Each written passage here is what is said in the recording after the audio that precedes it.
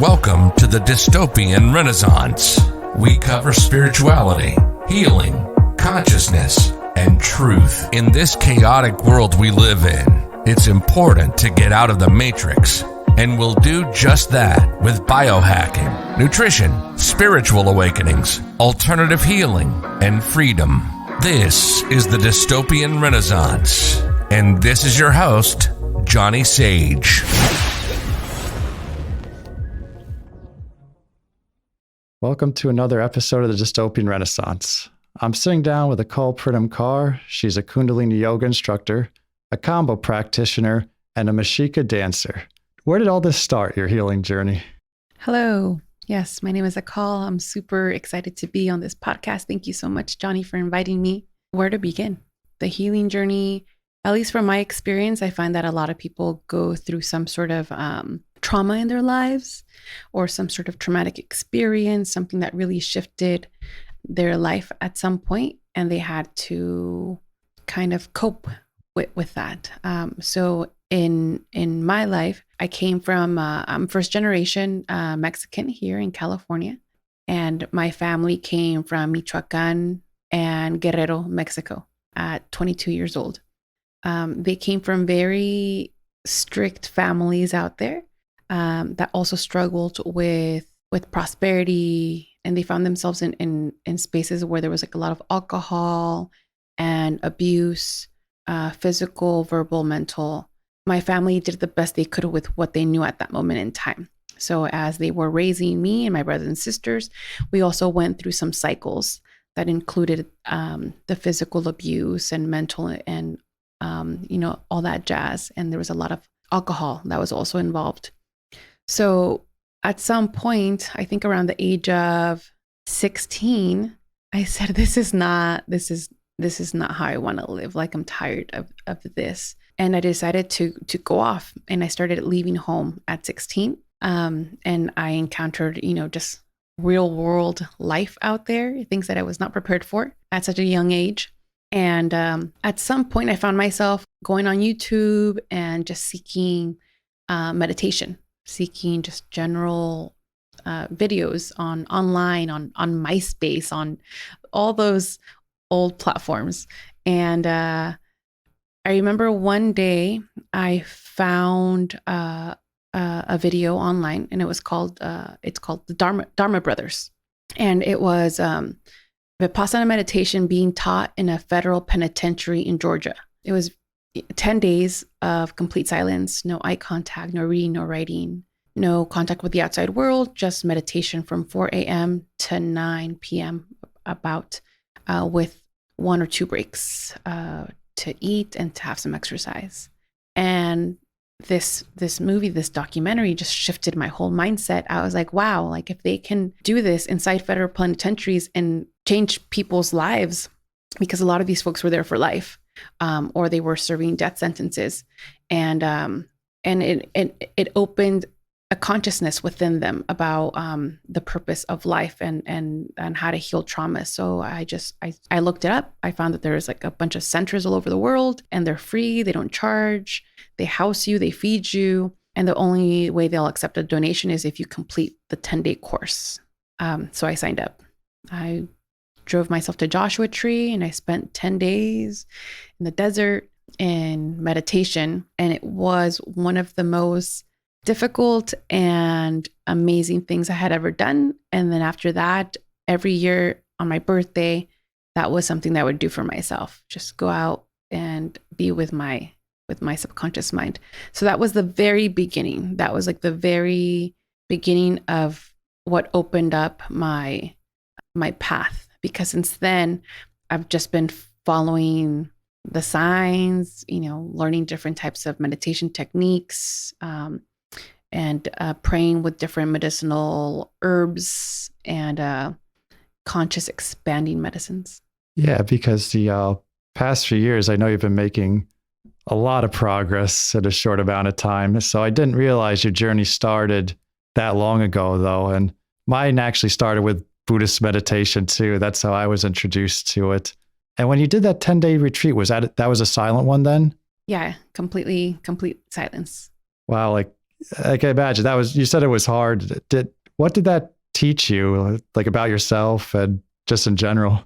It taught me that if I focus my mind on, like, literally, if you focus your mind on a certain point in your body, or like physically, like one point, or if you focus your energies in creating or manifesting something, you have all the power to do it. Like on the 7th day in the retreat, I felt an electrical shock flowing up from my lower back all over my body. And I'm going to explain this as an electric shock orgasm multiplied by 100. It was just all over my body. And it was not just like a sexual pleasure, but it was also a feeling of bliss. And the only way I can describe it is a mother's hug, like just feeling protected. And when I experienced that, I asked one of the guides, because you're allowed to talk to a teacher for about 15 minutes to talk about your technique. And the only thing they said is, do not get attached. Do not get attached to that feeling. Later, as I continued to go to these retreats, I found out why she said that, right? I had expectations. So the following year, I had this expectation of feeling this amazing feeling. And it was torture, because I had an expectation that developed, and it showed me that I create my own hell, because I wanted and I was seeking that feeling. And even if I said, okay, I don't want it, somehow my subconscious mind still was asking for it. So just like in life, enjoy those moments of bliss, enjoy those moments of love, enjoy those moments of happiness, but do not get attached, because, things change. There's a constant change and nothing is forever. And just be in the present moment. They also call it Nikan Ashkan, but just be in the here and now and enjoy what is. That's a very good lesson. And I have a friend who became a Buddhist monk, and one of his main teachings was that nothing's forever. Everything's transient. It's always passing, fleeting.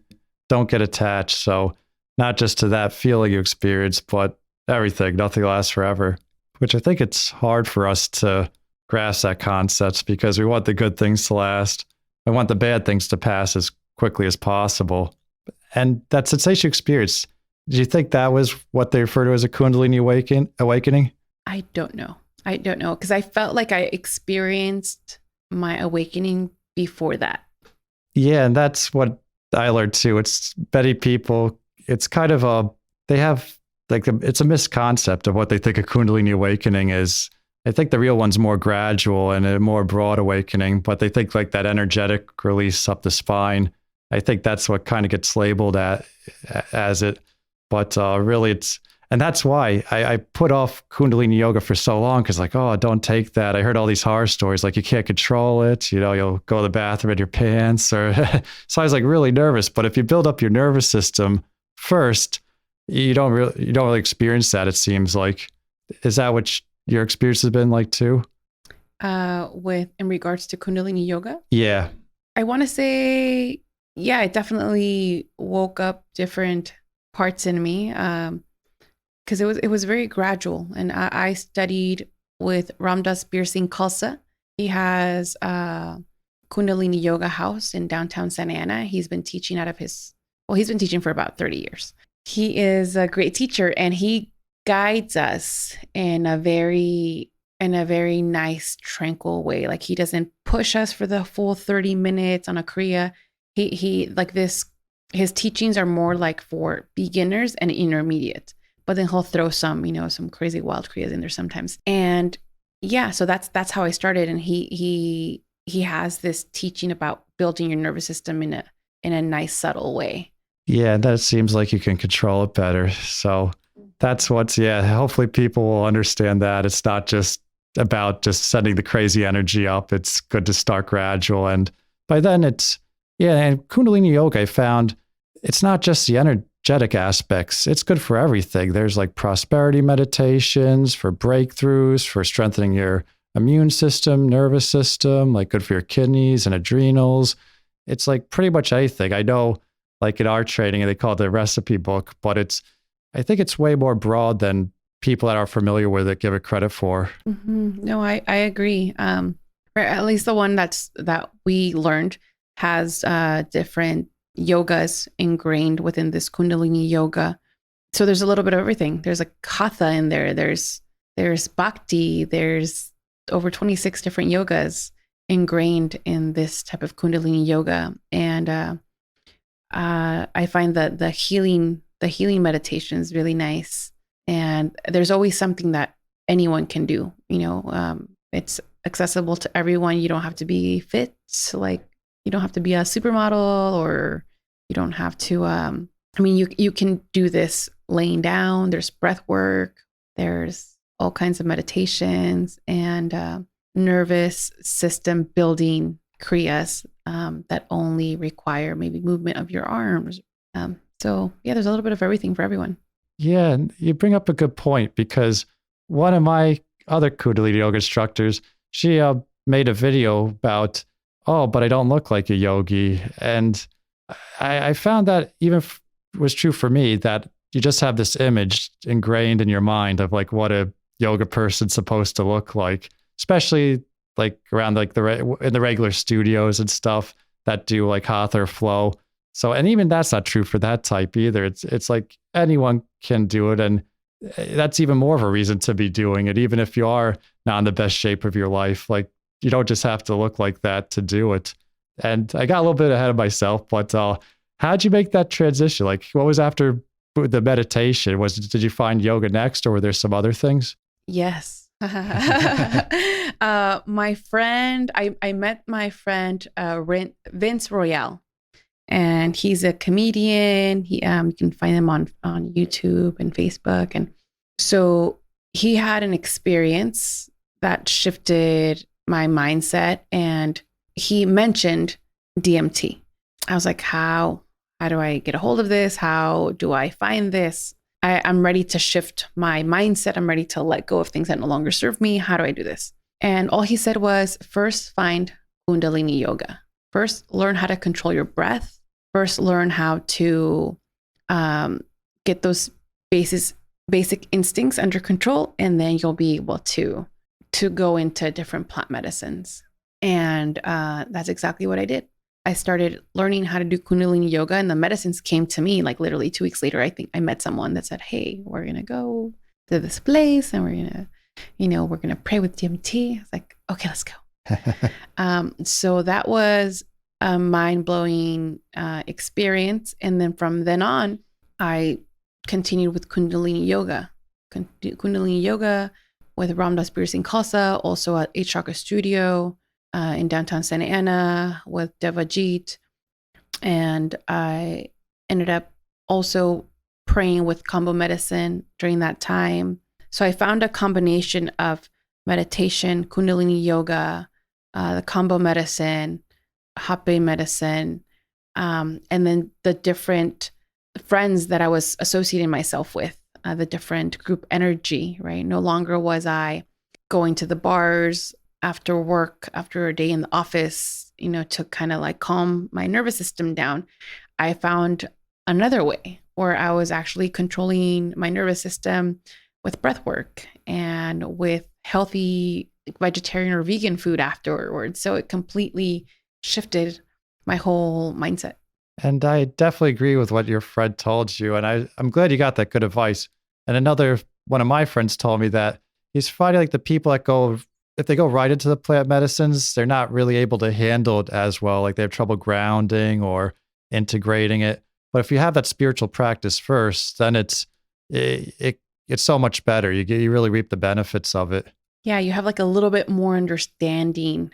I think from my experience, I was able to pierce through the veil and like be able to understand that spiritual side of that, and whatever I saw in my experience connected with my ancestors, connected with my lineage, and connect with the Great Spirit, who is everything and everyone. Yeah, when because what started out for me was like a physical, mental healing journey. But then when it started doing the plant medicines, it quickly was turning into a spiritual one. You were already awake though. Do you feel it turned into more of a spiritual one with the plant medicines, or yours was always like that once from the get-go? What do you mean? Oh, because like when you said you were awake, was it more like to the physical 3D world, or were you always like once you awakened, was it like spiritually awake too? Oh, I want to say a little bit of both, but it's like this path of being awake. It's there's always more to learn, right? There's always more out there, and I feel like I'm just scratching the surface. I feel like I'm just all of these different practices, all of these different elders that I have met that have guided me. It's just the beginning, and it's helping me integrate what I really need to work on, or what I should give priority to, which is kind of like the family unit. So because I started with that trauma within my family, I went out seeking healing. I went outside seeking answers. And now, because I've been on this path for many, many years, I was provided with tools that allowed me to come back into the family, and with a different state of consciousness, no longer with resentment or hate in my heart or hurt, but with empathy and compassion and love, because I understand now that whatever happened in the past, it was just that. It was something that happened in the past that needed to happen in order for me to see it for what it is, and to see what I don't want to continue in my lineage, in my family, in my future children. So coming back to the family is something that I find very important. Healing those relationships with the mother, healing those relationships with the father, not having any expectations. Like in Vipassana meditation, right? Don't have any expectations of what you expect it to be. It's not going to be like, a Full House episode or something. If anybody knows what that is. But yeah, it's just doing the best you can with those new tools, and sending light and love, even if it's not reciprocated to any beings, and continuing your path. Said so much good stuff there. But yeah, one of the things I had to realize was, because I grew up on, like the movies where the family always gets together at the end, the parents realize what fools they'd been and they appreciate their kids. But it's not always like that. And that's one thing I had to come to terms with. And that's okay. Like, what I would analyze, what is the best possible outcome that I can expect, or having no expectations, just doing the work on myself and being the change. That's the real important thing. But I have to ask, why us? Like, why do you think we broke the cycle, the generational cycle? Like, because we came from that traumatic family background, and our parents did. But why wasn't any of the other generations? Why is this the generation to do it? It's a really good question. I'm the eldest of 8, and I feel like it was just time. It was our karma, or our dharma. And we were able, at least I was able to see the possibilities outside of that environment. The good thing, the one good thing I can say about television, because I don't watch television, is that at that time when I was like super immersed, I saw this, this dream world, right? About like what life could be like, the possibilities. I saw hope in that square box. I saw something that I wanted. So that was my window to what I could see outside of myself and what I wanted for myself, even though it wasn't exactly real. It was more fantasy, but it gave me an inkling of what I wanted to strive for, and that is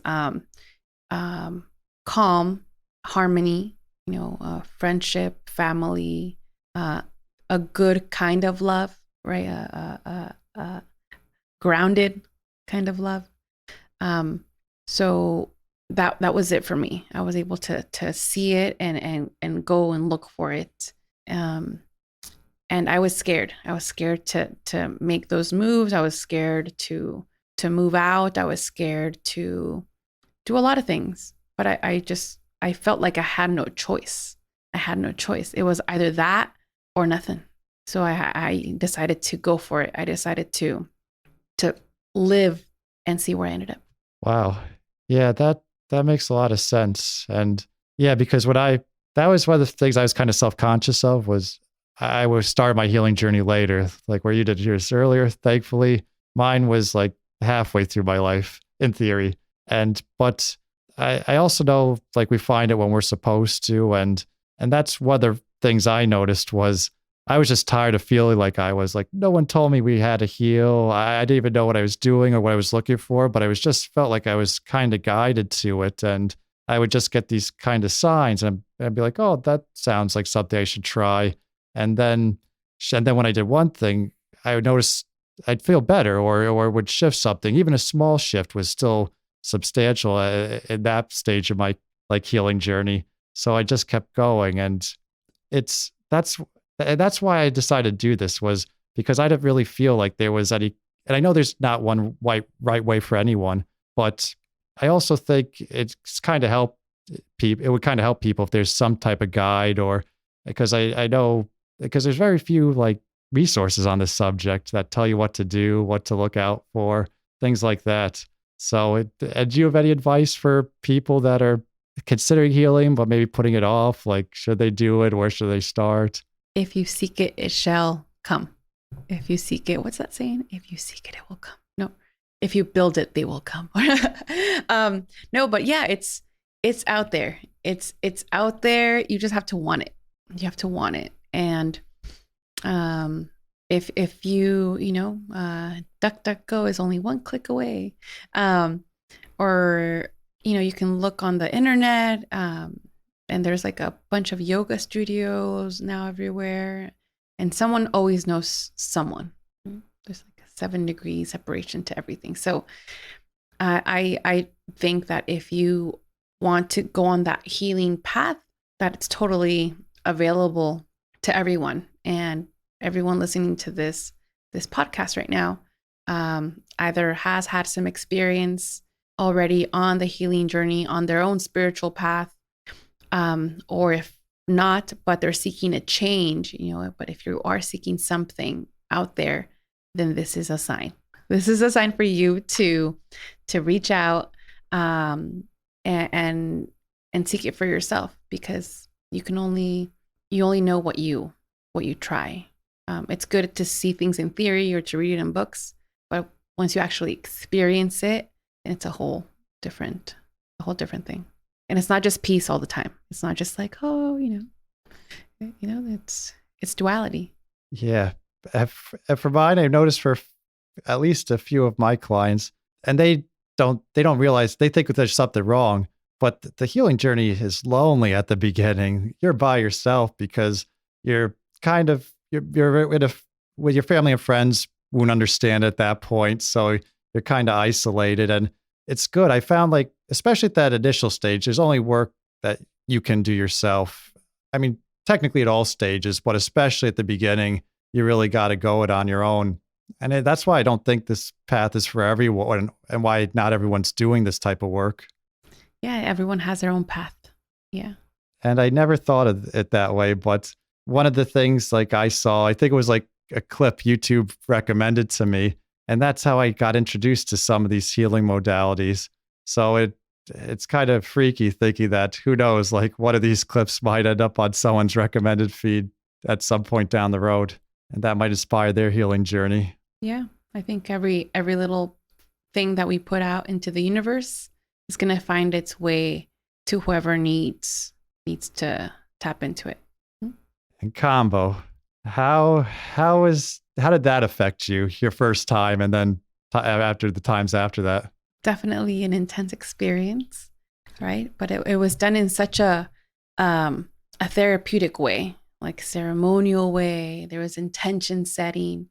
So for those folks that don't know what Kambo is a medicine that comes from the Amazons. The medicine that I work with comes specifically from the Matses tribe.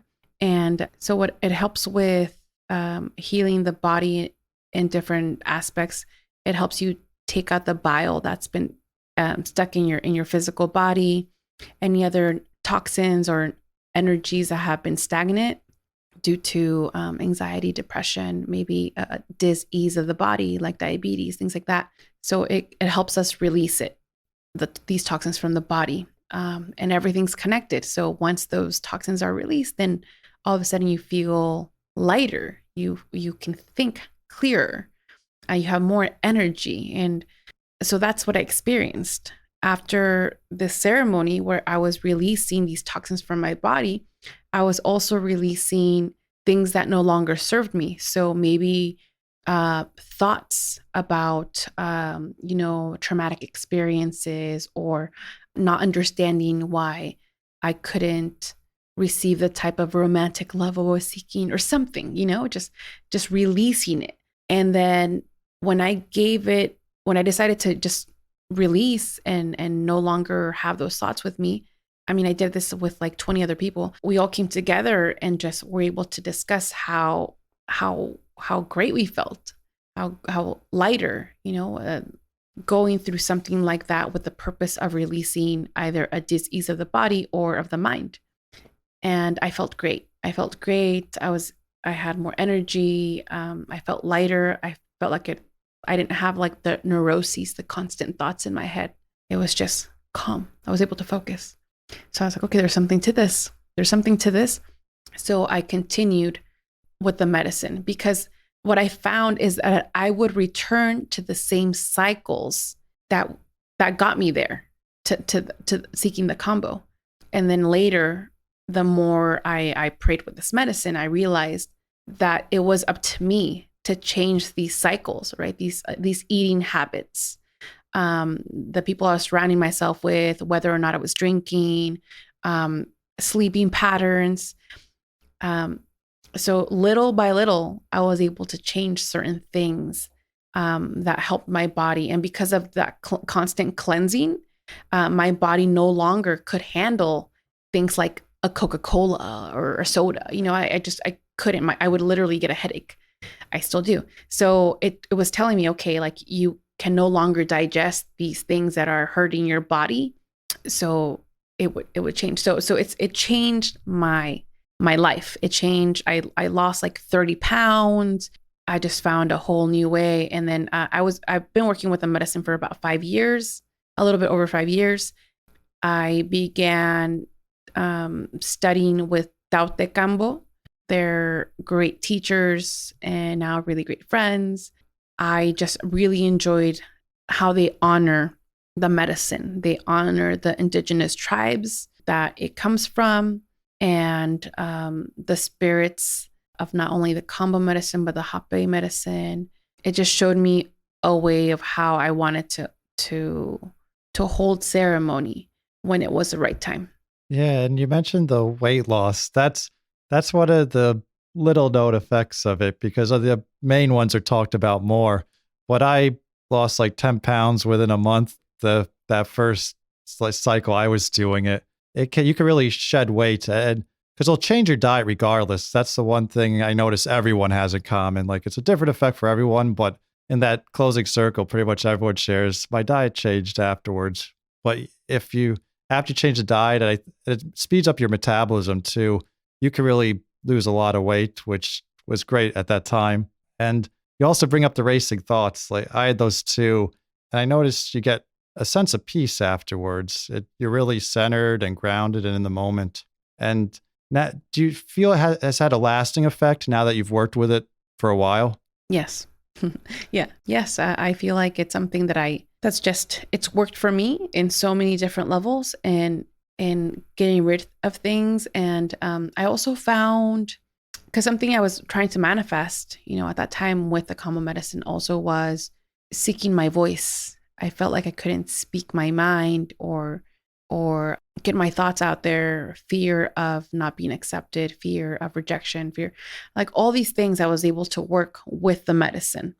So it changed the kind of person I became. And I know people, are always, sometimes, are scared of change, because you don't know, like, okay, well, I want to change, but I want to have control over how I'm changing.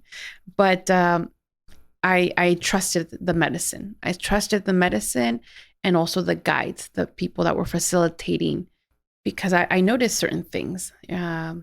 Sometimes they wouldn't charge people because they would just ask for some sort of energy exchange, but maybe just not as much, because people were going through things. They were like trying to detox from drugs or something. So I looked at that aspect from the facilitator, like, okay, what kind of, they really want to help and they're coming from a good place.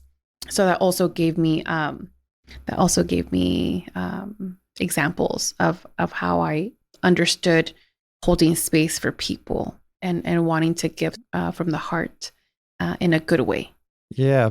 One of my early mentors, he studied, when he was studying ayahuasca down in Brazil, they told him, one of like his early teachers was, if you turn down someone or turn someone away because they can't afford it, you're not a healer anymore. And that always stuck to me until this day, even though different medicine, but it applies to all of them. But at the same time, you also bring up a good point. I noticed every time I gave it away or did an unfair exchange, like where I was on kind of like the losing side, it would backfire because I thought I was doing a good thing. But if there's not that energy exchange, it really screws things up as well. So it was hard for me to grasp that concept, because when you're first working with it, you want to just have everyone get the medicine because you see how transformational it was. But at the same time, if there has to be like something, whether they pay it forward or down the road when they can, or because if you just give it away, have you experienced that or have seen something like that, like where it doesn't work out if there's not some type of energy exchange? No, because I've never. I always exchange like appropriately. Like I always find that center because I've learned from other teachers, right? Like in advance, like, and I've also learned from you. There has to be some sort of equal exchange, or something that you find, appropriate. So I've learned that, and I stick with it. Well, I'm glad you were smarter than I was. And thanks for letting me know I had a positive influence. Yes, of course. On you as well. Yes, thank you. And you said like you had trouble finding your voice. What made you shift from doing the healing to actually becoming the healer? Was there like one big thing, or was it a gradual process? I want to say it was a gradual process because before I started studying with my teachers, I sat with Kambo with many different facilitators, people that had just started, one-on-ones, people with 5, facilitators with only 5 people. And so I tried various facilitators because I wanted to learn and I wanted to see the difference. And then I decided that my teachers were at some point going to come to me. Like, I think I did ask someone, like it didn't flow. And I remember I had a mushroom ceremony at some point, and it just came to me like, I'm ready to give Kambo, but I don't know how to start it. And is it going to come to me? Like, how does this work? Like, is the universe going to show me like a big giant frog in front of me and be like, okay, there you go. No, but then my teacher asked me, she said, hey, you've been sitting with the medicine. I feel like you are ready now to give it. And, I felt like she read my mind. I'm like, yes, that's exactly what I've been thinking. So it came to me, and then I shadowed for about like a good solid year, in different ceremonies. And I learned different things about the nervous system and just, real life experience, because every body is different. And how to tell whether someone has had like a lot of trauma or not, depending on like the burns and the reactions. And I was able to learn different things from them. And then I also started traveling to Mexico, learning different healing modalities and continuing my healing journey out there with different plant medicines. And that added more experience to my Kambo practice, or to, to be able to facilitate ceremony. Because it just it gave me more tools to use. And you mentioned how things just kind of happen, and when it's the right time for something to occur. And I noticed that too. Like, just the synchronicities on this spiritual path in general. Like, because our paths crossed a few times before I even really knew you. Like, I think you assisted in one of the Kambo ceremonies, and my head was in the bucket, and you were helping me at it. It was like one of those bigger ceremonies, and you were helping me not have my head fall into the bucket. So I appreciate that. I remembered your face. Like, we didn't really meet, but and then I think within a few months or like sometime that year, like we sat near each other in a peyote ceremony. It was a 2-nighter. So, and then I was talking to you then too. And then we our paths crossed the following year at Kundalini yoga teacher training. And that's when I think we finally met officially. I'm like, okay, we keep on meeting each other at similar events. That's normally would be improbable because these were all different places. But you're right. I think a lot of these healing modalities kind of roll into each other and the spiritual events. And you can, but then again, there's many people I only see once, and I guess they're not meant to be on my journey or guide me. So even, yeah, it was like, I didn't realize it until I think the Kundalini yoga teacher training, but you were some kind of guide or marking point for my journey too. It's hard to even describe, but it's, I know it's not a coincidence either that you're some type of encouragement or just keeping me safe. Yeah, I feel like you're that as well in my path, right? Like, it was just like, what a coincidence. Of course, not a coincidence that I see you at all these different moments in my life, in your life, from starting the healing journey to, healing ceremonies to like a yoga class in LA. It's all divine. Yeah. You mentioned you went down to Mexico. You just went down there again recently, right? Yeah. So in Mexico, I met an elder here in California, and I followed her to Mexico to continue my healing journey, diving into plant medicines and making those connections. After some point, I started studying with another elder, Meshika danza, and also Temazcal. And I supported on a vision quest and a Sundance. Throughout that, I was able to connect with the Wixárika community, as well as a community from Putumayo, Colombia, and some Masawa people from Michoacán, and all these in different groups that are going through a lot right now. And what I do is I help them sell, or I support them by helping them distribute their artesanía. So it's handmade jewelry made in prayer. One from the Wixárika community, one from Colombia, and then I also help distribute copal from Michoacán, from this small pueblo, Masawa community.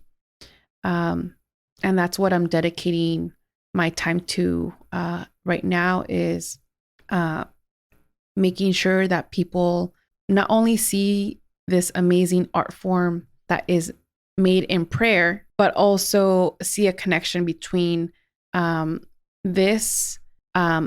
plant medicines associated. For example, Wixárika is hikuri or peyote, and then also the people that are out living life, in a different way, trying to find resources, water, just keeping their heritage alive, and remembering that there's more out there.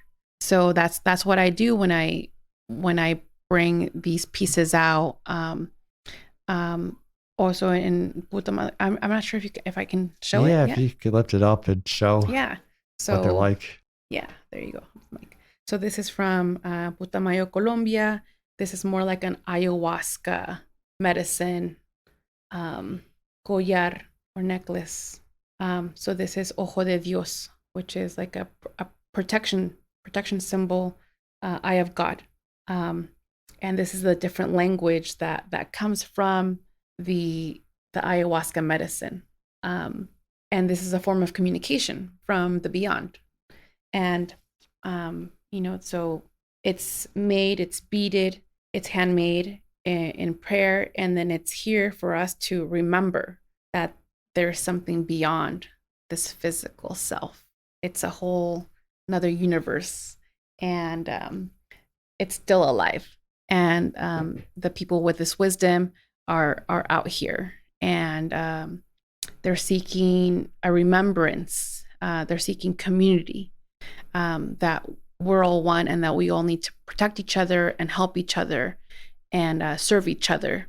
So if we can help remembering who they are and what their struggles are, what they need support with, and we have all the capacity to do it, right? Instead of spending, like $7 on a Starbucks, maybe we can go and place that onto something that's going to help them find food, get food, grow food, and continue the sacred wisdom that they hold. So that's a little bit of what I'm doing in Mexico, just supporting as much as I can. That's great. And thanks for showing that and explaining that. And if someone wanted to work with you or purchase what you brought back, what are the best ways to reach out to you? The best way to reach out would be via IG at Akal Kambo. Also, you can, thank you. It's at AKALKAMBO at Akal Kambo via Instagram. There's also, oh my gosh, what am I? Oh yeah, sorry, my Etsy shop. An Etsy shop, it's Akal Vida. So that's AKAL, V as in Victor, IDA, Akal Vida. And that's where I have a lot of the different artesanía that's coming from these indigenous groups. And I'll make sure to put these links below the episode too, so thank you. They can click on them. So yeah, absolutely. Just in case they didn't get them, because you definitely offer some great modalities, and came back with amazing stuff. I could even feel the energy from here without even touching it. Mm-hmm. So I do believe it is alive when you said that. Yeah. And anything else you'd like to share before we wrap it up? I'm just super grateful. I'm super grateful to be here. Grateful to you for having me. Thank you, Great Spirit, for allowing me to be here. Thank you, Spirit of the Water. Thank you, Spirit of the Beyond, our ancestors. Thank you to los hombres de las estrellas, the men of the stars, and Pachamama, Mother Earth. May we continue to remember how sacred Mother Earth is, how sacred the waters are, and how sacred each one of us is. We're not separate. We're all a unity consciousness, and may we continue to expand our hearts and seek to serve in a good way. Thank you. Oh, thank you. And I can vouch for you that you definitely take this journey and these medicines very seriously, and you serve with integrity, and people would be doing a good thing by reaching out to you if they get called to this. Thank you, Johnny. Thank you for coming on. Thank you. Blessings. Thank you for tuning in today's episode. Please like, subscribe, and follow us so you can be notified for the next one that gets released. We got another great one coming up. I started a Patreon. Please donate if you can. It helps keep the quality of the show up and the show going in general. Hope to see you next time. Be seeing you. You've been listening to the Dystopian Renaissance. Spirituality, healing, consciousness, truth. We hope you've gotten some useful and practical information from the show. Make sure to like, rate, and review the show. And tell a friend or two. That would help also. We'll be back soon. But in the meantime, hook up with us on Facebook, Instagram, and YouTube at the Dystopian Renaissance. And please find the website at www.thedystopianrenaissance.com.